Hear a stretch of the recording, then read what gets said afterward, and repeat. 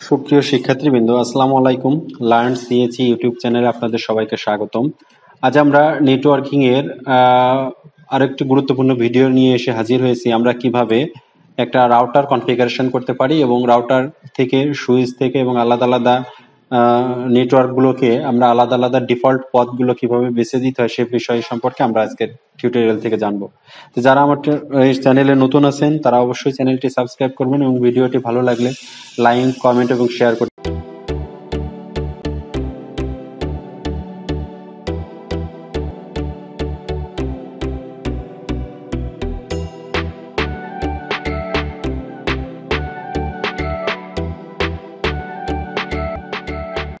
শুরুতেই আমরা আমাদের কম্পিউটারে যে সিসকো প্যাকেট ট্রেসার সফটওয়্যারটা আছে, সফটওয়্যারটা সবাই আমরা ওপেন করার পরে আমরা আগে নেটওয়ার্কটা ডিজাইন করব। যে আমাদের নেটওয়ার্ক ডিজাইন করার জন্য আমাদের হোস্ট কম্পিউটার লাগবে।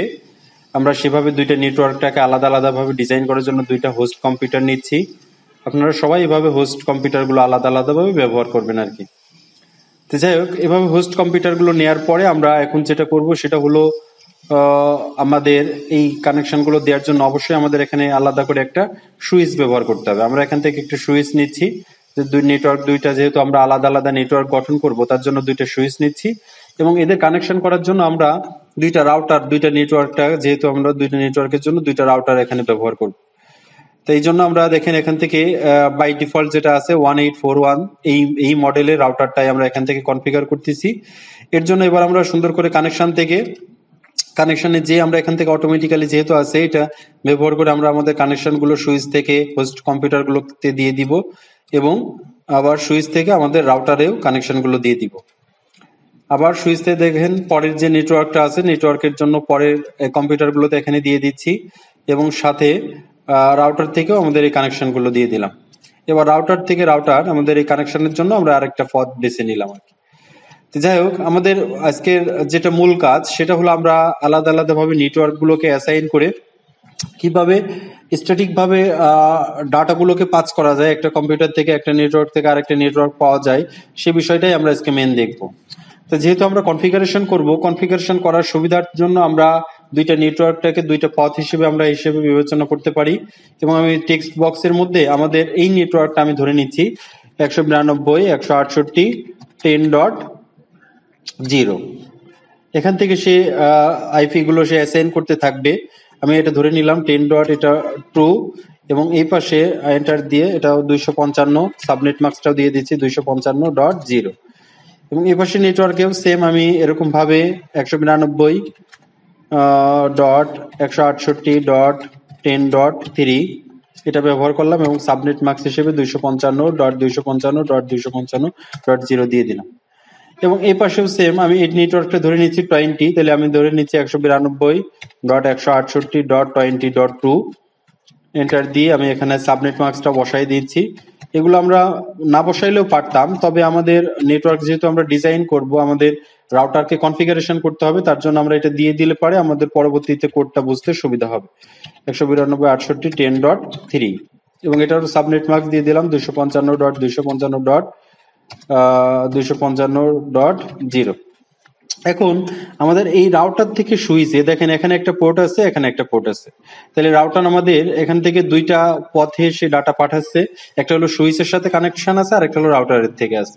তাহলে আমরা এই পোর্টের জন্য আমরা একটা অ্যাড্রেস ব্যবহার করি, এই পোর্টের জন্য আমরা আরেকটা অ্যাড্রেস ব্যবহার করব।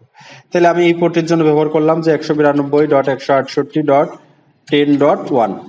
এটা হলো আমাদের এটার অ্যাড্রেস এবং আমি দিয়ে দিলাম 255.255.0 এবং এই পাশেও সেম ভাবে দিয়ে দিচ্ছি 192.168.20.1 এবং এর সাবনেট মার্কস দিয়ে দিলাম 255.255.255.0।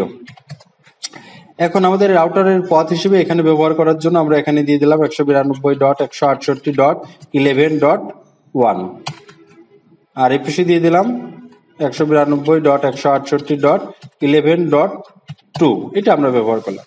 তাহলে দেখেন বাই ডিফল্ট আমরা কিন্তু একটা নেটওয়ার্ক আমরা গঠন করছি এবং নেটওয়ার্কের মধ্যে সমস্ত কম্পিউটার গুলোকে আলাদা আইপি গুলো আমরা দিয়ে দিছি, বাট এটা এখনো কিন্তু ফর্মালি বা লজিক্যালি দিই নাই, জাস্ট আমাদের ডিজাইনের সুবিধার্থে এগুলো ব্যবহার করছি। তো এখন আমাদের হোস্ট কম্পিউটার গুলোতে অবশ্যই এখানে আইপি অ্যাড্রেস ব্যবহার করতে হবে। আমরা দেখেন এখানে কম্পিউটার গুলোতে ক্লিক করার পরে আমরা আমাদের যে কম্পিউটারগুলো আছে সেগুলোতে অবশ্যই আমাদের কনফিগারেশন করব। দেখেন হোস্ট কম্পিউটার ক্লিক করছি, এবার যাওয়ার পরে আমরা ডেস্কটপ থেকে আইপি কনফিগারেশন, যেহেতু আমরা স্ট্যাটিক আইপি বসাচ্ছি যে 192, একটু আগে আমরা যেগুলো দিয়ে আসছি 168.10.3, এটা ছিল আমাদের এবং এর সাবনেট মার্কস এটা আমরা ব্যবহার করছি। আমরা গেটওয়ে হিসেবে একটু খেয়াল রাখবেন, আমরা এই পাশের যে পথটা আছে এই পথের যে অ্যাড্রেসটা আছে সেই অ্যাড্রেসটা আমরা এখানে ব্যবহার করব। যদিও এটা আমরা পরে দিতে পারতাম, বাট আমি আগেই হয়তো ব্যবহার করতেছি যে আমরা যেহেতু ডাটা কমিউনিকেশনের জন্য, তাহলে এই নেটওয়ার্ক পাবে হলো এই পথ দিয়ে এবং এই নেটওয়ার্ক পাবে হলো এই পথ দিয়ে, তাহলে আমি এখানে ব্যবহার করতেছি দেখেন 192.168.11.2। এটা হলো আমাদের এই যে এই পাশে যে পথটা আছে এই পথটা আমরা এখান থেকে দেখাই দিচ্ছি। সেম ভাবে আমরা এই কম্পিউটারে ক্লিক করে ডেস্কটপ আইপি কনফিগারেশনে যে 192.168.10.2 এবং সাবনেট মার্কস দিয়ে দিলাম গেটওয়ে হিসেবে। আমাদের এই পাশে যে নেটওয়ার্কের যেটা অ্যাড্রেসটা দেওয়া আছে এটা আমরা এখানে ব্যবহার করব 192.168.11.2, তাহলে এটা আমরা এখানে দিয়ে দিছি। সেম ভাবে আমরা এই পাশে যে নেটওয়ার্কটা আছে সেই নেটওয়ার্কেও ক্লিক করে আমরা ডেস্কটপ আইপি কনফিগারেশন স্ট্যাটিক ভাবে দিয়ে দিই যে 192.168.20.2, এটা হলো এর অ্যাড্রেস এবং এটা এখানে, এবং গেটওয়ে হিসেবে এই পাশে যে নেটওয়ার্কটা আছে এই নেটওয়ার্কের অ্যাড্রেসটা আমরা এখানে ব্যবহার করতেছি 192.168.11.1, এটা হলো এই পাশের অ্যাড্রেসটা, সেটা এখানে ব্যবহার করলাম। সেম ভাবে আমরা এই কম্পিউটারে ক্লিক করে ডেস্কটপ আইপি কনফিগারেশন, এখানে যে আমরা এখানে আইপি অ্যাড্রেসটা বসাই দিয়েছি 192.168.20.3, এটা ছিল আমাদের হোস্ট কম্পিউটারের অ্যাড্রেস এবং এর গেটওয়ে হিসেবে আমরা এই পাশের যে রাউটারের যে পথটা আছে এই পথটা আমরা এখানে নির্দেশ করে দিই। আপনারা সবাই অবগত আছেন যে রাউটারটা মেন হলো রাউটিং এর কাজ করে থাকে, মানে একটা নেটওয়ার্কভুক্ত কম্পিউটারগুলোকে সঠিক যে গন্তব্যের যে পথটা আছে সেই পথটা সে নির্দেশ করে থাকে। রাউটার একটা ইন্টেলিজেন্স লজিক্যাল ডিভাইস হিসেবে কাজ করে থাকে। তাহলে দেখেন এখন হোস্ট কম্পিউটারগুলোতে কিন্তু আমরা আইপি অ্যাড্রেসগুলো অ্যাসাইন করছি, দেখেন এগুলোতে অলরেডি গ্রিন সিগন্যাল দিচ্ছে, তার মানে আমাদের কানেকশন গুলো ঠিক আছে। কিন্তু রাউটার থেকে এই নেটওয়ার্ক থেকে এই নেটওয়ার্কে যদি আমরা এখন কোনো ডাটা পাঠাইতে চাই, দেখেন ডাটা যাচ্ছে না, ইন প্রোগ্রেস, তার মানে কি সে এই রাউটার পর্যন্ত এসে বা রাউটার থেকে রাউটারের মধ্যে যে প্রোগ্রামগুলো থাকে সেটা কিন্তু সে চেনে না। তার জন্য আমরা এখন কি করব, এই রাউটারে ক্লিক করে আমরা রাউটারটাকে কনফিগারেশন করব। কনফিগারেশন আমরা তিনটা ভাবেই করতে পারি, আমরা কমান্ড মোডে যে করতে পারি, আমরা হয়তো বা নোটপ্যাডে কোড লিখে সেটা আমরা এখানে যে রান করতে পারি, অথবা আমরা এখানে এই মোডে কনফিগারেশনের যে আমরা এখান থেকে ওগুলো করতে পারি। তাহলে আমাদের একটু খেয়াল রাখতে হবে, আমাদের রাউটারের এখানে দুইটা পোর্ট ব্যবহার করছি, দেখেন এই পোর্টটা হলো FA0/0 এবং এই পোর্টটা হলো FA0/1। সেম ভাবে এখানেও আছে FA0/0 এবং 0/1, তার মানে দুইটা পথ আছে। তাহলে এই দুইটা পথের জন্য আমাদের দুইটা কমান্ড আমাদের এখানে ব্যবহার করতে হবে। তাহলে দেখেন আমি কমান্ড মোডে চলে যাচ্ছি। কমান্ড মোডে যাওয়ার পরে আমরা এখান থেকে যেহেতু কোডটা আপনাদের একটু ছোট দেখা যাচ্ছে, আমি দেখি একটু সবাই আমাদের টুলস থেকে আমরা এটা একটু দেখি কনফিগারেশন করে আসা যায় কিনা। জুম করে দেখি, জুম ইন করে দেখি, এটা তো এখান থেকে জুম হবে, অপশন থেকে আমরা দেখি আমাদের একটা ইউজার প্রোফাইল আছে। যাই হোক আমরা সেটা একটু পরে দেখবো, সমস্যা নেই, আমরা এখন আমাদের কোডিং এ যাই। যাই হোক আমাদের এটা করার জন্য আমাদের এখানে কাস্টম বা ক্লিয়ার ইন্টারফেসে গেছি, দেখেন রিটার্ন ইন্টারফেস যাচ্ছে। আমি এখন কিবোর্ড থেকে এটা আমরা এন্টার বাটন দিচ্ছি, আপনারা যেভাবে দেখলে সুবিধা হয় সেভাবে একটু দেখেন। তাহলে এন্টার দেওয়ার পরে এখানে রাউটার চাচ্ছে, এখন রাউটারটাকে আমরা ইনেবল করার জন্য ইনেবল ফুল লিখতে পারি, অথবা লিখলেও আমাদের ইনেবল হয়ে যাবে। রাউটার ইনেবল হলেই বুঝবেন যে রাউটারের পাশে এখানে একটা হ্যাশ চিহ্ন আসছে। ইনেবল আসার পরে এখন আমাদের রাউটারটাকে কনফিগারেশন করতে হবে, তার জন্য আমরা এখন CONF কনফিগারেশন টার্মিনাল আমরা শর্ট রূপে টি দিয়ে লিখছি। তো কনফিগারেশন টার্মিনাল যখনই দিছি দেখেন কনফিগারেশন টার্মিনাল চলে আসছে, কনফিগ চলে আসছে। এখন আমাদের কোন পোর্টটার অ্যাড্রেসিং করব আমরা, INT FA0/0, তাহলে আমরা এখানে INT FA0/0, তাহলে এটা হলো আমাদের এই পোর্টের অ্যাড্রেস INT FA0/0। যখনই দিছি দেখেন কনফিগারেশন এই টার্মিনাল সেখানে আমাদের চলে আসছে। এখন আমরা এখানে আইপি অ্যাড্রেস দিতে হবে, কত আইপি অ্যাড্রেস ব্যবহার করছি আমরা এখানে, যে 192.168.10.1, এটা হলো আমাদের আইপি অ্যাড্রেস এবং এর সাবনেট মার্কস ব্যবহার করছি 255.255.255.0 দিয়ে আমরা এখন এন্টার দিব। দেখেন কনফিগারেশন টার্মিনাল এখান থেকে চলে আসছে। এবার আমরা এখানে নো শাটডাউন লিখবো, নো শাট লিখে যখন এন্টার দিব দেখেন অটোমেটিক্যালি এখানে কিন্তু গ্রিন সিগন্যাল দিয়ে দিছে। তার মানে রাউটার এই পথটা সে এখন কিন্তু পেয়ে গেছে। এখন আমি এন্টার দিয়ে এখান থেকে আমরা যেহেতু এই পোর্টের মধ্যে আমরা কনফিগারেশনে ছিলাম, এখান থেকে আমরা এক্সিট করতেছি। দেখেন এক্সিট করার পরে আবার কনফিগারেশন টার্মিনাল চলে আসছে। এবার আমরা এই পোর্টটার অ্যাড্রেস করব, সেটা কোথায় আছে, INT-FA 0/1 এই পোর্টটার অ্যাড্রেসিং করতেছি। দেখেন এই পোর্টটা যখনই চলে আসছে সেখানে আমরা কি দিব, আইপি অ্যাড্রেস। আইপি অ্যাড্রেস ব্যবহার করছি হলো আমরা 192.168.11.2 বা 11.1 আমরা এটা ব্যবহার করছি 11.1 এবং এর সাবনেট ম্যাক্সও ব্যবহার করছি 255.255.255.0। তাহলে এটা ব্যবহার করার পরে এখন আমি জাস্ট এখান থেকে এন্টার দিব। দেখেন অটোমেটিক্যালি সেটা নিয়ে নিছে। এখন এখানে আমরা নো শাট লিখবো, তো নো শাট ডাউন লিখে যখন এন্টার দিছি তখন দেখেন কাজটা কিন্তু হয়ে গেছে, কিন্তু এখানে লিঙ্ক কিন্তু স্টেট আপ হয়নি। কারণ কি, আমাদের এই পাশে যে নেটওয়ার্কটা আছে এই নেটওয়ার্কের মধ্যে কিন্তু এখনো কনফিগারেশন করিনি। যতক্ষণ এটা না করব ততক্ষণ এই পোর্টটা কিন্তু অটোমেটিক্যালি লিঙ্কটা আপ হবে না। তাহলে এখান থেকে চলে আসার পরে আমরা এখান থেকে রাউটার থেকে বেরোয় আসবো, যে এক্সিট করে এখান থেকে বেরোয় আসবো এবং রাউটার কনফিগারেশন থেকেও এক্সিট করে এখান থেকে বেরোয় আসবো। দেখেন এটা আমাদের হয়ে গেছে, একপাশে রাউটারটা কনফিগারেশন হয়ে গেছে। এবার আমরা এই রাউটারে এসে সেম ভাবে আমরা কনফিগারেশন মানে কমান্ড মোডে আসলাম। এখান থেকে এন্টার দিয়ে রাউটারটাকে ইনেবল করতেছি সেম আগের মতোই।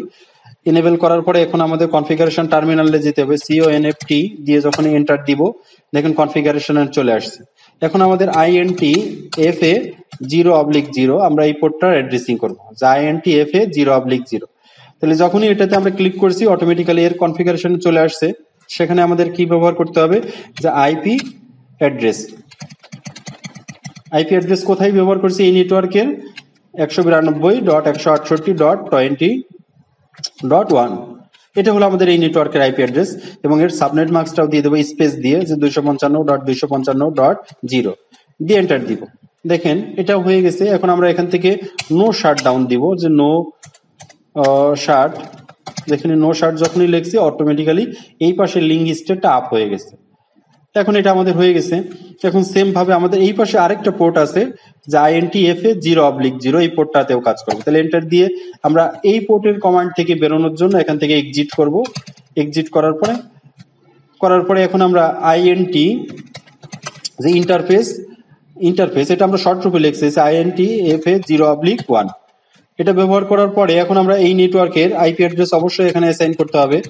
যে এই নেটওয়ার্কের অ্যাড্রেস কোথায় দিছি আমরা 292.168.11.2 এটা হলো আমরা এটার অ্যাড্রেস ব্যবহার করছি এবং এর সাবনেট হলো 255.255.255.0।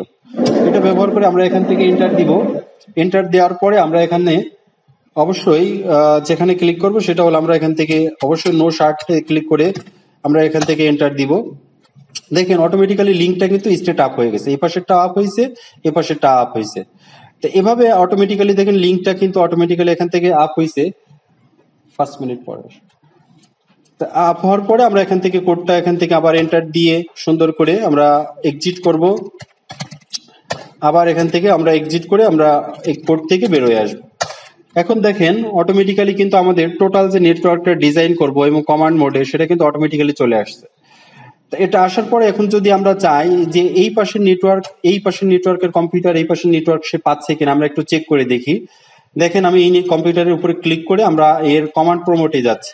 কমান্ড প্রমোটে যে আমরা এখানে পিং লিখে আমরা এই পাশে যে নেটওয়ার্কটা আছে সেই নেটওয়ার্কের একটা অ্যাড্রেস আমি ব্যবহার করতেছি 192.168.20.3 এটা আমি ব্যবহার করে এন্টার দিই। শিখবো তার ভিতরে স্ট্যাটিক রাউটিং, ডাইনামিক রাউটিং, এই দুইটা রাউটিং আমরা দেখবো যে কিভাবে করা যায়। এটা আগামী প্র্যাকটিক্যালের আগামী ইসে আপনাদেরকে দেখাবো। তো ঠিক আছে, সবাইকে ধন্যবাদ।